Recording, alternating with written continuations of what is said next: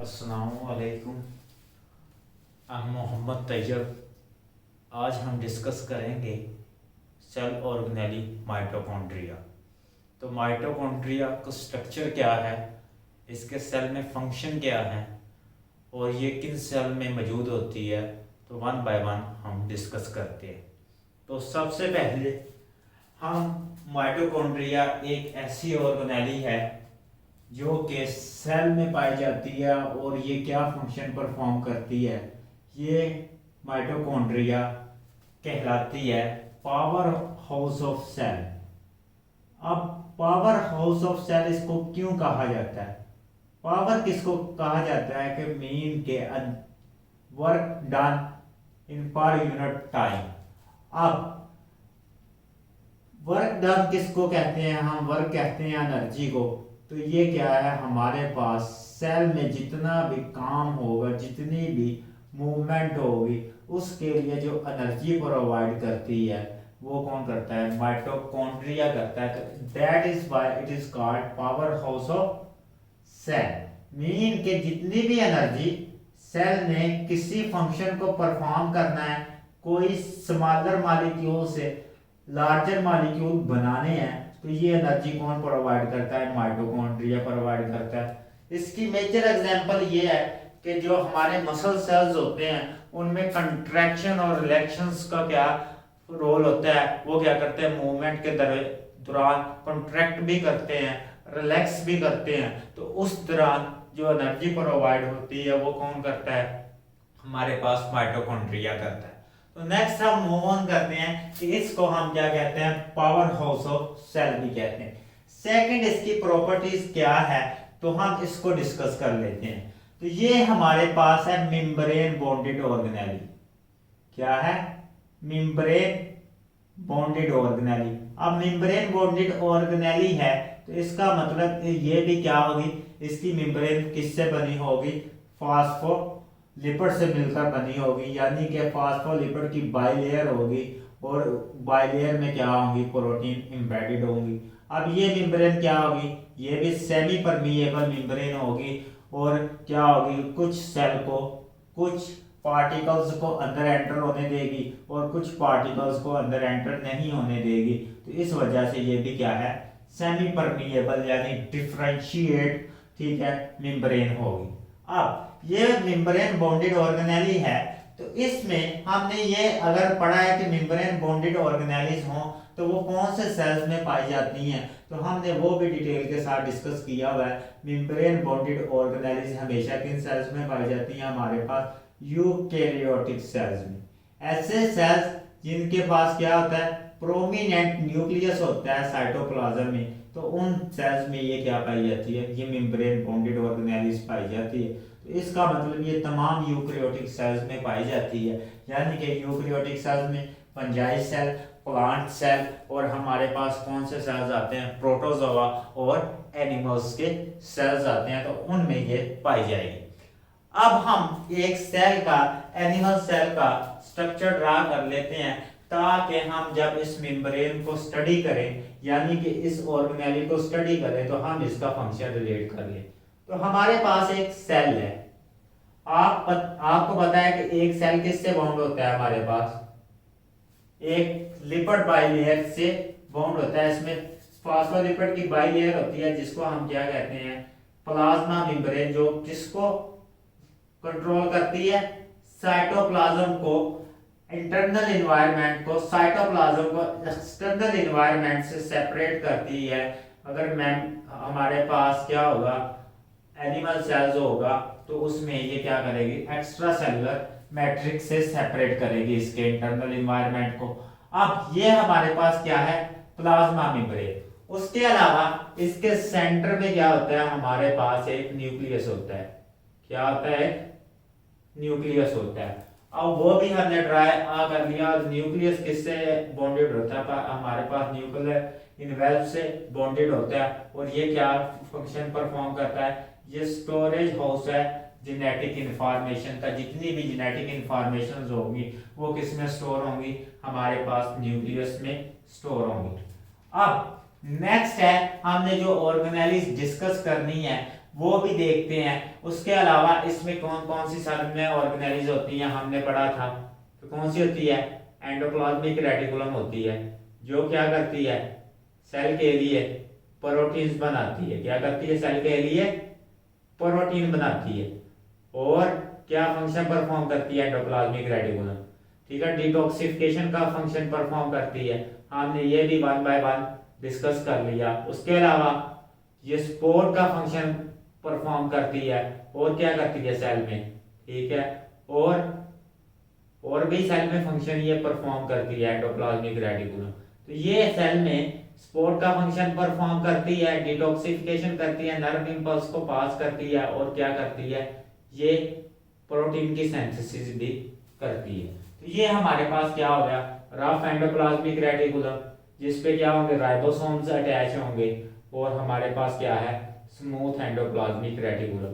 ये वाला स्मूथ हो गया, स्मूथ एंडोप्लाज्मिक रेटिकुलम। और ये हमारे पास रफ एंडोप्लाज्मिक रेटिकुलम।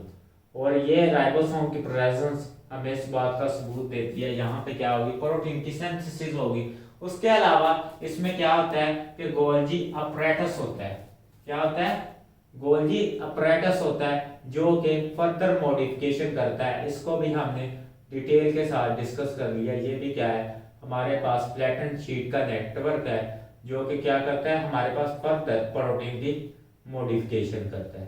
क्या करता है, फर्दर उसमें कार्बोहाइड्रेट और या क्या लिपिड ऐड करता है और उन मॉलिक्यूल्स को क्या करता है, पैक करता है और टैग करता है। ये इसका क्या है, प्राइमरी फंक्शन है। ये भी हमने स्टडी कर लिया। ये हमारे पास क्या है, गोल्जी अपरेटस। ये अपरेटस नहीं है, इसकी प्रोनाउंसिएशन है अपरेटस, अपरेटस। अब आज जो हमने ऑर्गेनेलिज पढ़नी है उसको कहते हैं power house of the cell. और ये ऑर्गेनेलिज भी क्या है, साइटोप्लाज्म में प्रेजेंट होती है और इसकी शेप होती है, हमारे पास डिफरेंट टाइप्स की शेप्स होती हैं। पहले हम उसकी शेप्स को डिस्कस कर लेते हैं, किस टाइप की हमें ये शेप्स में मिलता है। इसकी अमूमन हमारे पास 3 टाइप्स की शेप होती है सेल्स में। यानी कि जब हम सेल को माइक्रोस्कोप के अंदर ऑब्जर्व करते हैं तो हमें ये 3 शेप में नजर आता है, जिसे हम क्या कहते हैं, वेजिकल की फॉर्म में। अब वेजिकल की फॉर्म में क्या होता है, जैसे हमारे पास क्या था, एक्सक्रीटरी वेजिकल्स थी, लाइसोसोम थी, उस तरह ये क्या होता है, वेजिकल यानी सैक लाइक बॉडी की फॉर्म में हमें नजर आता है। उसके बाद हमारे पास ये सेल में अगर हम इसे कंपाउंड माइक्रोस्कोप के अंदर ऑब्जर्व करें तो हमें ये किस शेप में नजर आता है, ये रॉड शेप में भी नजर आता है। और उसके अलावा हमें किस शेप में नजर आता है, इसकी थर्ड फॉर्म है फिलामेंटस। ठीक है, ये क्या है, हमें फिलामेंट, यानी कि जिस तरह हमारे पास एक्टिन का स्ट्रक्चर था उस तरह ये हमें क्या है, फिलामेंट की शेप में भी नजर आता है जब हम क्या करें, इसको माइक्रोस्कोप के अंडर ऑब्जर्व करें। तो नेक्स्ट हम मूव ऑन करते हैं, इसका स्ट्रक्चर ड्रा करते हैं कि मीन के हमारे पास ये वेजिकल की शेप में है और हम इसका स्ट्रक्चर एक ड्रा करते हैं। तो ये हमारे पास एक, इसको हमने स्टडी करना है, इसलिए हम क्या करते हैं, एक इसका बड़ा स्ट्रक्चर ड्रा करते हैं। अब ये ऑर्गेनेली क्या है, हमारे पास पैक होती है सेल मेम्ब्रेन से। ठीक है, इस वजह से क्या है, हम इसका कट लेते हैं जिसे ट्रांसफर कट कहते हैं, ताकि हमारे पास जो इसकी इंटरनल ऑर्गेनाइजेशन है उसको हम देख सकें। क्या है, हमारे पास जो इंटरनल ऑर्गेनाइजेशन है उसको हम डिटेल के साथ देख सके। ये इसकी इंटरनल मेम्ब्रेन होती है। ठीक है, ये हमारे पास 2 मेम्ब्रेन बॉन्डेड स्ट्रक्चर है। ठीक है, इसमें क्या होती है, डबल मेम्ब्रेन बॉन्डेड स्ट्रक्चर होता है। इस वजह से ये क्या है, हमारे पास एक सैक लाइक स्ट्रक्चर है, वेजिकल है। उसके अलावा इसमें क्या होती है, 2 मेम्ब्रेन बॉन्डेड ऑर्गेनेली है। तो मेम्ब्रेन बॉन्डेड ऑर्गेनेलीज क्या ऐसी है, इसमें कितनी मेम्ब्रेन होती हैं, इसमें फॉस्फोलिपिड की 2 मेम्ब्रेन होती हैं। कितनी मेम्ब्रेन होती हैं, 2 मेम्ब्रेन बॉन्डेड ऑर्गेनेली है। ठीक है, 2 मेम्ब्रेन बॉन्डेड ऑर्गेनेली है, मेम्ब्रेन बॉन्डेड ऑर्गेनेली है। अब टू मेम्ब्रेन बॉन्डेड ऑर्गेनेली है तो इसमें दो टाइप्स की मेम्ब्रेन होंगी। एक मेम्ब्रेन क्या होगी हमारे पास इंटरनल मेम्ब्रेन होगी और दूसरी क्या होगी एक्सटर्नल मेम्ब्रेन होगी। ठीक है, कौन सी होगी इंटरनल मेम्ब्रेन और दूसरी हमारे पास कौन सी होगी एक्सटर्नल मेम्ब्रेन। ये इसकी क्या है स्ट्रक्चर की फीचर्स हैं वो मैं डिस्कस कर रहा हूं। एक्सटर्नल मेम्ब्रेन, अब इंटरनल मेम्ब्रेन जो है हमारे पास ये क्या करती है इन्वेजिनेशंस बनाती है और इन्वेजिनेशन बना के क्या करती है इनसाइड मीन के इनसाइड की तरफ क्या होती है इनफोल्ड होती है और इन्वेजिनेशन बनाती है। इन इन्वेजिनेशंस को हम क्या कहते हैं क्रिस्टी कहते हैं। क्या कहते हैं इन्वेजिनेशन को इंटरनल मेम्ब्रेन की इन्वेजिनेशंस को क्या कहते हैं क्रिस्टी। अब ये क्या फंक्शन परफॉर्म करती हैं ये भी हम डिस्कस करेंगे इसको। ये सरफेस एरिया इंक्रीज करती हैं। उसके अलावा ये है हमारे पास क्या है माइटोकॉन्ड्रिया की क्रिस्टी। ठीक, क्रिस्टी, ठीक है मीन के हमारे पास ये हमारे पास क्या है इंटरनल मेम्ब्रेन। इसको दोबारा ड्रा कर लेते हैं। ये हमारे पास क्या है इंटरनल मेम्ब्रेन जो कि किसकी है फॉस्फोबाइलिपिड की लेयर है इंटरनल मेम्ब्रेन। और दूसरी हमारे पास क्या है इसमें जो इन्वेजिनेशंस है इन इन्वेजिनेशंस को हम यहां पे कहते हैं क्रिस्टी। क्या कहते हैं क्रिस्टी। अब ये क्रिस्टी क्यों बनाते हैं इसकी वजह से क्या हो जाता है इस मेम्ब्रेन का सरफेस एरिया इंक्रीज हो जाता है और जब सरफेस एरिया इंक्रीज होता है तो वो रिएक्शंस के लिए मोस्ट मीन के मोर प्लेस हमें प्रोवाइड कर सकता है मोर रूम प्रोवाइड कर सकता है। इस वजह से ये इन्वेजिनेशन होती है। ये होगी हमारे पास इंटरनल मेम्ब्रेन। और दूसरी हमारे पास क्या है ये है हमारे पास एक्सटर्नल मेम्ब्रेन। ये क्या है हमारे पास एक्सटर्नल मेम्ब्रेन जो कि इसको क्या करती है साइटोप्लाज्म से सेपरेट करती है मेम्ब्रेन। अब नेक्स्ट हम मूव ऑन करते हैं। ये हमारे पास क्या होगी एक्सटर्नल मेम्ब्रेन होगी और ये हमारे पास इंटरनल मेम्ब्रेन होगी। इस होल स्ट्रक्चर को हम क्या कहते हैं इस होल स्ट्रक्चर को हम कहते हैं माइटोकॉन्ड्रिया। क्या कहते हैं इस होल स्ट्रक्चर को माइटोकॉन्ड्रियम। कॉन्ड्रियोम सिंगुलर हो तो हमारे पास ये क्या बनता है कॉन्ड्रियोम। ठीक है, माइटोकॉन्ड्रियन और मल्टीपल हो एक से ज्यादा हो तो ये क्या होता है प्लूरल फॉर्म है इसकी कॉन्ड्रिया। ठीक, अब ये हमारे पास स्ट्रक्चर हो गया। उसके अलावा जो इंटरनल मेम्ब्रेन है इसमें एक फ्लूइड प्रेजेंट होता है। जिस तरह साइटोप्लाज्म में फ्लूइड प्रेजेंट होता है तो इंटरनल मेम्ब्रेन में भी क्या है फ्लूइड प्रेजेंट है। इस फ्लूइड में क्या होंगे मल्टीपल हमारे पास एंजाइम्स होंगे कोएंजाइम्स होंगे और क्या होंगे डिफरेंट काइंड्स के कंपोनेंट होंगे। इस फ्लूइड को कहते हैं हम मैट्रिक्स। क्या कहते हैं मैट्रिक्स। इस फ्लूइड को क्या कहते हैं मैट्रिक्स। तो यहां पे मैंने शेप को जिक्र कर दिया। अब मैंने क्या किया मेम्ब्रेन को जिक्र कर दिया। अब मैं क्या करने लगा इसके फ्लूइड का जिक्र करने लगा कि इसमें फ्लूइड प्रेजेंट होता है उसको क्या कहते हैं हम मैट्रिक्स। जैसे कि साइटोप्लाज्म में जो फ्लूइड प्रेजेंट था हमने उसको क्या कहा था साइटोसोल कहा था। तो इसके फ्लूइड को क्या कहते हैं हम मैट्रिक्स कहते हैं। क्या कहते हैं मैट्रिक्स। अब मैट्रिक्स की कंपोजिशन भी डिफरेंट होती है। इसमें क्या होता है कि फ्लूइड लाइक ठीक है वाटर में भी मौजूद होता है और उसके अलावा इसमें क्या होते हैं हमारे पास एंजाइम्स होते हैं और कोएंजाइम। एंजाइम्स क्या होती हैं ऐसी ग्लोबुलर प्रोटीन्स जो कि रिएक्शंस को फास्ट करती हैं और कोएंजाइम भी हमने ठीक है थर्ड चैप्टर में डिस्कस कर लिया। ऐसे एंजाइम जिनको नॉन प्रोटीन पार्ट चाहिए होता है वो क्या होते हैं कोएंजाइम्स होते हैं। तो ये भी एंजाइम्स भी मौजूद होते हैं कोएंजाइम भी मौजूद होते हैं। जो दो इंपॉर्टेंट और कंपोनेंट है जो इसमें मौजूद होते हैं हमारे पास वो है सर्कुलर डीएनए। सर्कुलर डीएनए ये नोट कर लें। हमारे पास जो सर्कुलर डीएनए है वो किस में मौजूद होता है वो हमारे पास प्रोकैरियोटिक सेल्स में मौजूद होता था। सर्कुलर डीएनए किस में मौजूद होता था प्रोकैरियोटिक सेल्स में। लेकिन माइटोकॉन्ड्रिया ऐसी ऑर्गेनेलीज है कि इसमें सर्कुलर डीएनए मौजूद होता है। इसके जो मैट्रिक्स में है यहाँ पे क्या होगा सर्कुलर डीएनए भी मौजूद होगा, यानी कि हैप्लॉइड डीएनए मौजूद होगा इस तरह। ठीक है, सर्कुलर डीएनए मौजूद होता है इसके मैट्रिक्स में, ये भी नोट कर ले, सर्कुलर डीएनए। और उसके अलावा इसमें एक ऑर्गेनेली भी मौजूद होती है जिसका नाम है राइबोसोम। जिसका नाम क्या है? राइबोसोम। और ये राइबोसोम क्या करती है? प्रोटीन की सिंथेसिस करती है। इसके फंक्शन को भी हम स्टडी करेंगे और इसमें राइबोसोम किस टाइप का मौजूद होता है वो भी हम स्टडी करेंगे। ये हमारे पास क्या है? लार्जर यूनिट है और एक स्मॉलर यूनिट है। इनको हम कलेक्टिवली क्या कहते हैं? राइबोसोम। क्या कहते हैं? राइबोसोम। ये कौन सी ऑर्गेनेली है? जो कि नॉन मेम्ब्रेन बॉन्डेड ऑर्गेनेली है और क्या करती है? ये प्रोटीन की सिंथेसिस करती है। तो मीन के इस ऑर्गेनेली के पास अपना सर्कुलर डीएनए भी मौजूद होता है और क्या होता है? राइबोसोम भी मौजूद होता है। अब ये सर्कुलर डीएनए कौन सा मौजूद होता है? जो कि प्रोकैरियोटिक सेल्स में पाया जाता है वैसा डीएनए मौजूद होता है। और राइबोसोम भी वैसे ही मौजूद होते हैं जो कि प्रोकैरियोटिक सेल्स में पाए जाते हैं। मीन के इनका जो लार्जर यूनिट होता है वो क्या होता है? 60s होता है और जो स्मॉलर यूनिट होता है वो होता है 40s।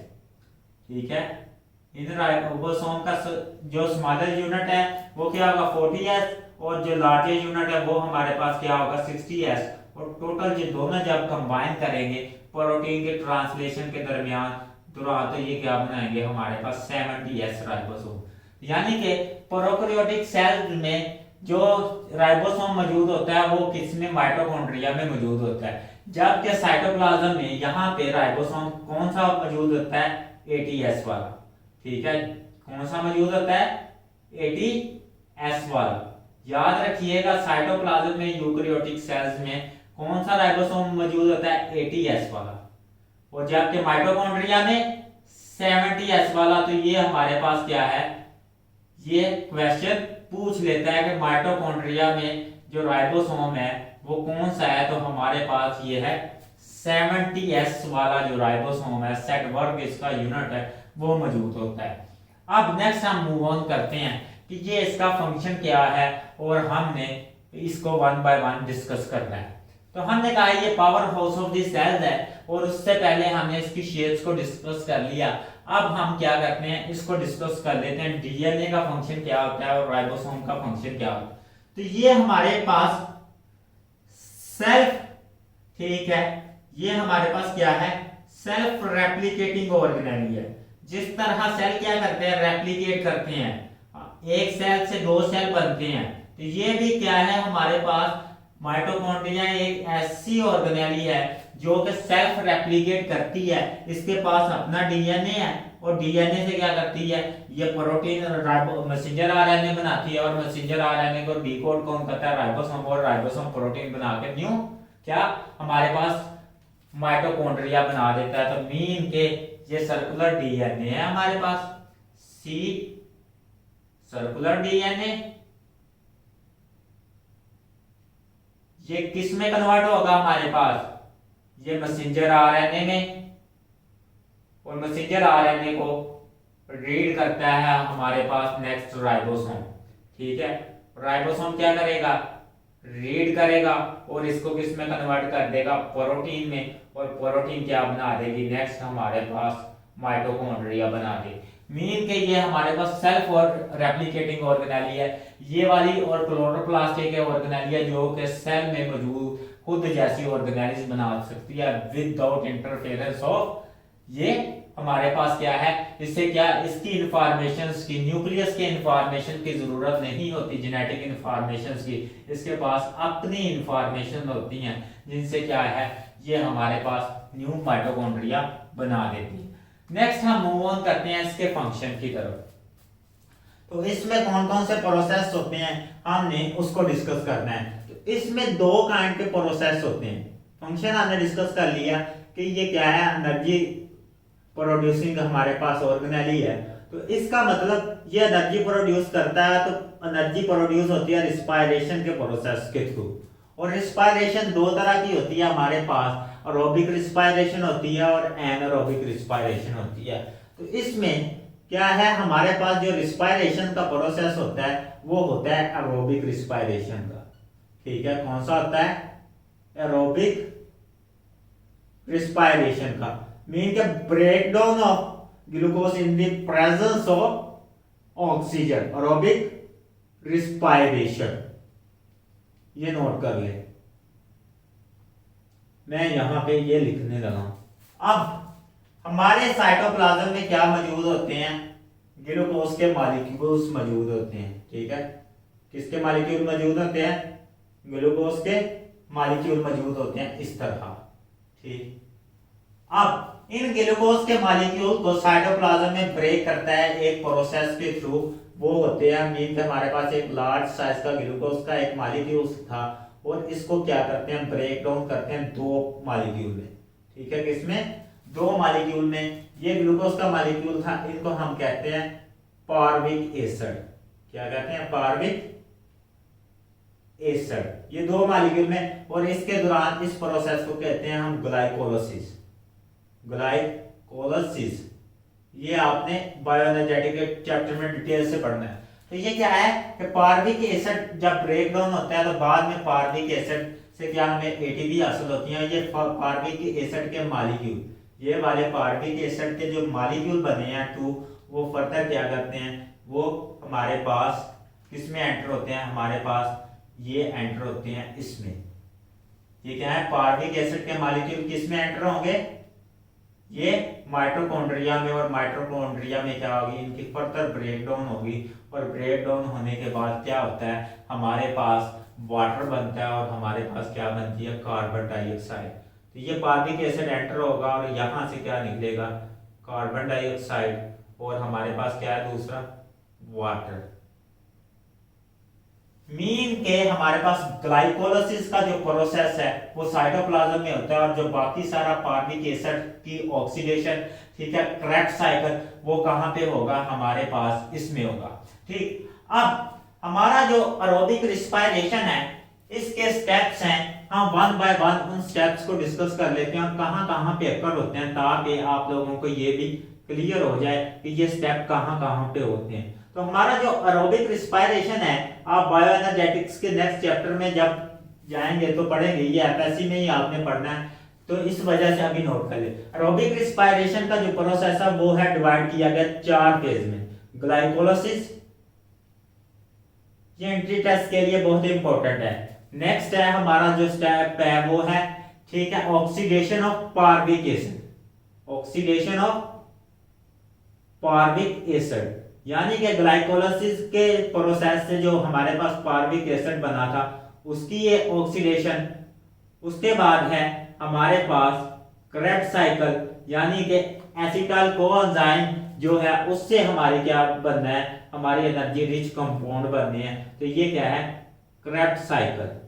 इसमें भी क्या होती है? ऑक्सीडेशन होती है, और हमारे पास क्या है? Electron transport chain. Electron transport chain, ये वाले प्रोसेस होते हैं क्या है? एरोबिक रिस्पायरेशन में। एनारोबिक रिस्पायरेशन में सिर्फ ये ग्लाइकोलाइसिस का प्रोसेस होता है, और इसके आगे दो फर्दर प्रोसेस होते हैं। इनका फर्मेंटेशन का प्रोसेस हो सकता है जिसमें लैक्टिक एसिड फर्मेंटेशन आती है, अल्कोहल आती है। तो हमारे पास जो ग्लाइकोलाइसिस का प्रोसेस है, break down of the glucose into pyruvic acid, ये अकर करता है हमारे पास साइटोप्लाज्म में। किसमें? सेल के साइटोप्लाज्म में। लेकिन ये वाले 3 process, oxidation of पार्विक acid, Krebs cycle और इलेक्ट्रॉन ट्रांसपोर्ट चेन, ये किसमें अकर करते हैं? ये हमारे पास अकर करते हैं माइटोकॉन्ड्रिया में। यानी कि पार्विक एसिड किसमें एंटर होता है? हमारे पास बाद में माइटोकॉन्ड्रिया में एंटर होता है, और उसके बाद ये प्रोसेस स्टार्ट हो जाते हैं। अब पार्विक एसिड की ऑक्सीडेशन होती है, और वो क्या करता है? फर्दर किसके साथ कंबाइन करता है? हमारे पास एसिटाइल कोएंजाइम के साथ कंबाइन करता है, वो क्रेब्स साइकिल में जाता है। क्रेब्स साइकिल में हमारे पास डिफरेंट काइंड के क्या एनर्जी रिच कंपाउंड प्रोड्यूस होते हैं, जिसे हम क्या कहते हैं? हम कहते हैं NADPH और FADPH और GTP हमारे पास प्रोड्यूस होती है। उसके बाद ये FADPH और NADPH हमारे पास फर्दर क्या है? इनको मॉडिफाई किया जाता है इलेक्ट्रॉन ट्रांसपोर्ट की चेन की मदद से ATP में। वो हम जब बायोएनर्जेटिक का चैप्टर पढ़ेंगे तो उसके डिटेल में पढ़ेंगे। तो मेन के जो power house of the cell है, तो इसका जो पर्पस है वो मेन होता है कि हमारे पास क्या प्रोड्यूस करना, एटीपीज को। अब यहां पे इसकी इनर मेम्ब्रेन पे एक स्पेशल टाइप का नॉब लाइक स्ट्रक्चर होता है। ठीक है, क्या होता है, इनर मेम्ब्रेन में क्या है, स्पेशल नॉब लाइक एक स्ट्रक्चर होता है इस तरह। अब इस नॉब लाइक स्ट्रक्चर का यहां पे बहुत इंपॉर्टेंट रोल होता है। ठीक, क्या है, इस नॉब लाइक स्ट्रक्चर का यहां पे इस मेम्ब्रेन में, इनर मेम्ब्रेन में बहुत इंपॉर्टेंट रोल होता है। इसको हम कहते हैं F1 पार्टिकल। क्या कहते हैं, F1 पार्टिकल। अब ये नॉब लाइक स्ट्रक्चर है, इसको क्या कहते हैं हम, F1 पार्टिकल। ये क्या है, इनर मेम्ब्रेन में प्रेजेंट है। अब हमने इन प्रोसेस को वन बाय वन डिस्कस करना है, ये कहां पे होते हैं। तो हमारे पास ये ऑक्सीडेशन और क्रेब्स साइकिल का जो प्रोसेस है, ठीक है, ये होल प्रोसेस होते हैं माइटोकॉन्ड्रिया में, तो हम डिस्कस करते हैं वन बाय वन। तो ये हमारे पास दो जो प्रोसेस हैं, ठीक है, क्रेब्स साइकिल और क्या है हमारे पास पार्विक एसिड की ऑक्सीडेशन। ये कहां पे हो रहे हैं, ये हमारे पास हो रहे हैं माइटोकॉन्ड्रिया के मैट्रिक्स में। ठीक है, माइटोकॉन्ड्रिया के मैट्रिक्स में। याद रखिएगा जो इनर फ्लूइड है, ये वाले दो प्रोसेस रिस्पायरेशन के कहां पे होते हैं, ये माइटोकॉन्ड्रिया के मैट्रिक्स में होते हैं। और जो इलेक्ट्रॉन ट्रांसपोर्ट चेन है वो कहां होती है, वो माइटोकॉन्ड्रिया की जो इनर मेम्ब्रेन होती है। कौन सी होती है, इनर मेम्ब्रेन। इसको इंटरनल मेम्ब्रेन या इनर मेम्ब्रेन भी हम कह सकते हैं। इनर मेम्ब्रेन में क्या होती है, इलेक्ट्रॉन ट्रांसपोर्ट चेन होती है। अब ये दोनों प्रोसेस किसमें हो रहे हैं, हमारे पास माइटोकॉन्ड्रिया में। तो ठीक है, मैट्रिक्स माइटोकॉन्ड्रिया कौन सा, पार्विक एसिड की ऑक्सीडेशन और क्रेब्स साइकिल। और इलेक्ट्रॉन ट्रांसपोर्ट चेन किसमें हो रही है, इनर मेम्ब्रेन में हो रही है। यानी कि हमारे पास इंटरनल मेम्ब्रेन जो क्रिस्टल बना रही है वो हो रही है। ये दोनों प्रोसेस हमारे पास माइटोकॉन्ड्रिया में टेक प्लेस हो रहे हैं। अब नेक्स्ट हम मूव ऑन करते हैं कि ये F1 पार्टिकल्स का यहाँ पे रोल क्या है, ये F1 पार्टिकल्स क्या फंक्शन परफॉर्म करते हैं। तो हमारे पास क्रेब्स साइकिल और ये वाला जो ऑक्सीडेशन ऑफ पार्विक एसिड है, इससे और हमारे पास ग्लाइकोलाइसिस से मॉलिक्यूल बनते हैं एनर्जी रिच मॉलिक्यूल। कौन से, ये वाले जो दो प्रोसेस हैं, ये वाले, ठीक है, ये तीन प्रोसेस याद रखिएगा। इनको मैं थोड़ा सा नीचे लिखने लगा हूं। ये वाले प्रोसेस हमारे पास कौन सा है, एक तो Krebs cycle, oxidation of पार्विक acid और ग्लाइकोलाइसिस। इससे हमारे पास क्या बनते हैं, हमारे पास एनर्जी रिच कंपाउंड बनते हैं। उन एनर्जी रिच कंपाउंड को हमने यहाँ पे डिस्कस करना है कि वो एनर्जी रिच कंपाउंड कौन से होते हैं। एनर्जी रिच कंपाउंड ऐसे जो कि जब ग्लूकोज की ब्रेक डाउन होती है तो वो क्या करते हैं, एनर्जी को स्टोर कर लेते हैं। वो कंपाउंड हमारे पास क्रेब्स साइकिल में भी बनते हैं और हमारे पास ग्लाइकोलाइसिस में भी बनते हैं। तो हमारे पास जो कंपाउंड है, एनर्जी रिच कंपाउंड है, हमारे पास क्या है, एटीपी बनता है। ठीक, और उसके अलावा हमारे पास क्या बनता है, NADPH2, ठीक है, और FADH। ये वाले एनर्जी रिच कंपाउंड हमारे पास बनते हैं। अब ये एनर्जी रिच कंपाउंड, एटीपी तो सेल की करेंसी है। एटीपी क्या करता है, जब भी सेल को एनर्जी की जरूरत होती है इसको डायरेक्टली यूटिलाइज कर सकता है। लेकिन NADPH और FADH को फर्दर एटीपी में कन्वर्ट करने की जरूरत है। तो हमारे पास एक NADPH 3 एटीपी देता है। ठीक, कितने एटीपी देता है, 3, और कहीं पे लिखा हुआ है, ठीक है, 2.5। यहाँ पे FADH हमारे पास 2 एटीपी देता है। तो ये कहीं बुक्स में लेहनीजर वगैरह में ये भी लिखा हुआ है 2.5 देता है, लेकिन आपकी FSC की बुक के लिहाज से 2 देता है। और ये क्या है, NADPH हमारे पास 3 एटीपी देता है।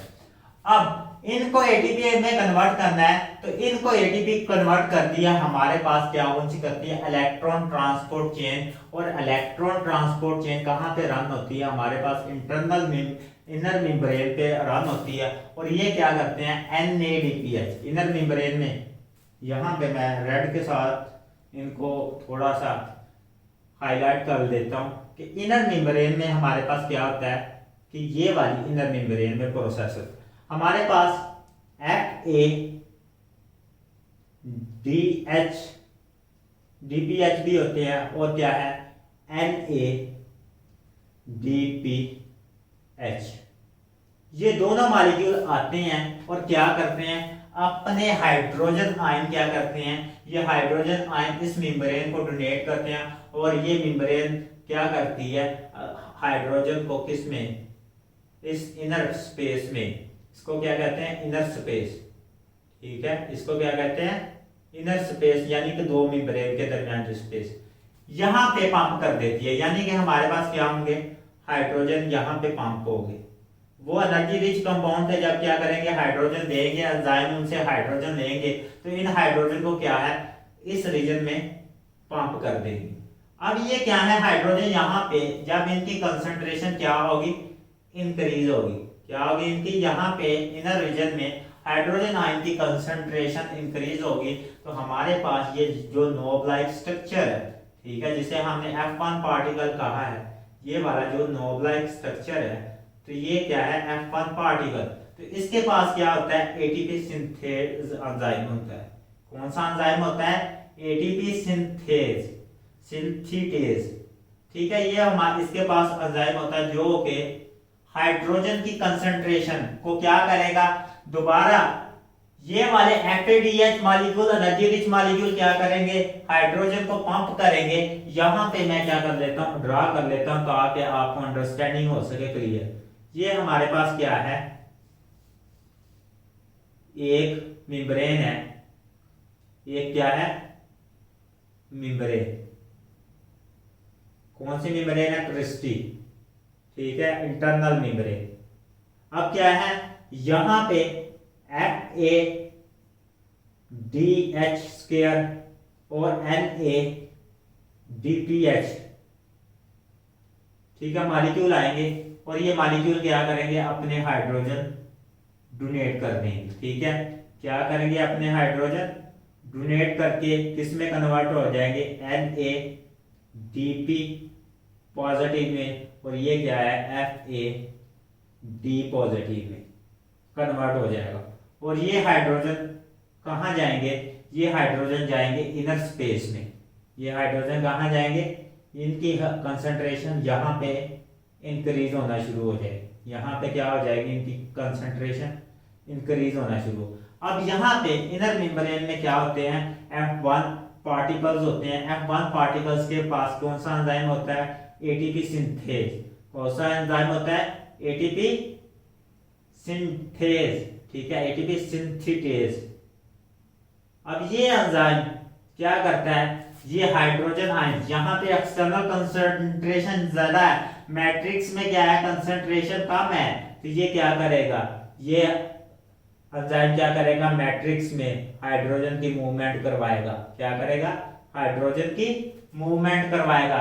जब ये मूवमेंट हाइड्रोजन हायर कंसंट्रेशन से लो कंसंट्रेशन की तरफ आती है ये क्या है हायर कंसंट्रेशन किसकी है हाइड्रोजन आयन की। जब ये लो कंसंट्रेशन की तरफ आते हैं हाइड्रोजन इंटरनल मूव होते हैं अगेंस्ट द कंसंट्रेशन ग्रेडियंट तो ये एटीपी सिंथेज क्या करता है ये एडीपी को किस में कन्वर्ट कर देता है।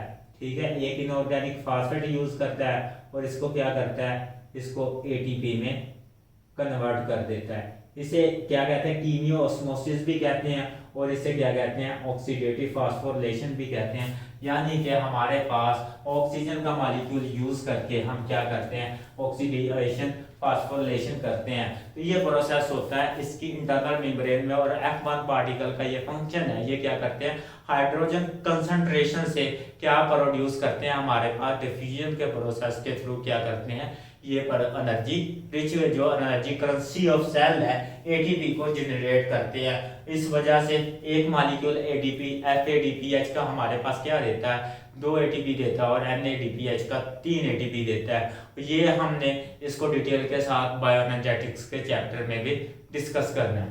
उसके अलावा यहां से हमने कहा था कि ये जो हमारे पास एंडोप्लाज्मिक रेटिकुलम है, ये क्या करता है, ये फैटी एसिड ये क्या करता है, लिपिड की मेटाबॉलिज्म भी करता है, यानी कि लिपिड को सिंथेसाइज भी करता है और इसकी ब्रेकडाउन भी करता है। जब सेल में स्टार्वेशन होती है तो ये क्या करते हैं, ये लिपिड को खुद ही यूटिलाइज करना शुरू करते हैं जो ग्लोब्यूल की फॉर्म में स्टोर होता है। तो ये क्या करता है, लिपिड को किसमें कन्वर्ट करता है, लिपिड को किसमें कन्वर्ट करता है, यहाँ पे अगर इसके पास लिपिड स्टोरेज आया है तो ये क्या करेगा, लिपिड को, ठीक है, किसमें कन्वर्ट करेगा, ये दो कंपोनेंट में कन्वर्ट करेगा। एक तो किसमें करेगा, फैटी एसिड, यानी कि लिपिड किससे मिलकर बनता है, फैटी एसिड से, और दूसरा ये किसमें करेगा, इसको ग्लिसरॉल में, किसमें, ग्लिसरॉल में, जो कि अल्कोहल है। अब फैटी एसिड की जो मेटाबॉलिज्म है, इससे एनर्जी प्रोड्यूस करनी है, तो ये भी किसमें आता है, हमारे पास माइटोकॉन्ड्रिया में आता है। और फैटी एसिड की जो है एनर्जी रिच कंपाउंड,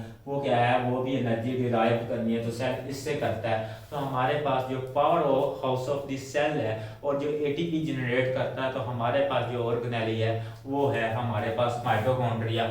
और इसको डिस्कवर किसने किया वो भी हम देख लेते हैं। तो इसको सबसे पहले 1857 में एल्बर्ट कोलिकर ने, ठीक है, एल्बर्ट, क्या साइंटिस्ट का नाम था, एल्बर्ट कोलिकर ने डिस्कवर किया, कब, 1857 में, कोलिकर। तो हमने इसको डिटेल के साथ डिस्कस कर लिया, आपके लिए इसकी इतनी ही डिटेल काफी है, ये एफएससी के स्टूडेंट के लिए। अल्लाह हाफिज, अपना ख्याल रखिएगा, नेक्स्ट लेक्चर के साथ दोबारा मुलाकात होगी।